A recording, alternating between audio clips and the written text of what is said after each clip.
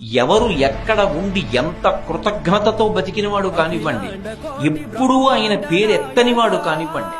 గోవిందా అని కూడా అననివాడు కానివ్వండి, కానీ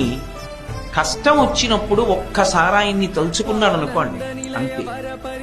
ఉత్తర క్షణంలో వచ్చి ఆదుకుంటాడు. కలలోనంత నెరుంగని మహాకష్టాత్ముడైనట్టి దుర్బలుడు ఆపత్సమయంబునన్ నిజపతాబ్జాతంబు ఉల్లంబునన్ తలపన్ అంతని వచ్చి ఆర్తిహరుడై తన్నైన ఇచ్చును సునిశ్చల భక్తి భావములన్ భజించు వారికిడడే సంపద్విశేషోన్నతులు. కలలో కూడా ఎప్పుడూ వెంకటరమణుణ్ణి తలుచుకోనటువంటి వాడు, పరమ కృతజ్ఞుడైనటువంటి వాడు, ఆపత్కాలంలో ఏదైనా పెద్ద కష్టం వచ్చి మీద పడిపోయి తన దగ్గర ఉన్నటువంటి ఉపకరణముల చేత తన బుద్ధి చేత తాను తప్పించుకోవడం సాధ్యం కాదు అన్న విషయాన్ని బుద్ధి చేత రూఢం చేసుకుని అప్పుడు ఇక ఆయన తప్ప వేరొక మార్గం లేదు అని మనసులో విశ్వసించి ఒక్కసారి పిలిచినంత మాత్రం చేత పరిగెత్తుకొచ్చి ఆపద తీర్చడం కాదు, తనని తాను కూడా ఇచ్చేసుకుంటాడు. అన్నయ్య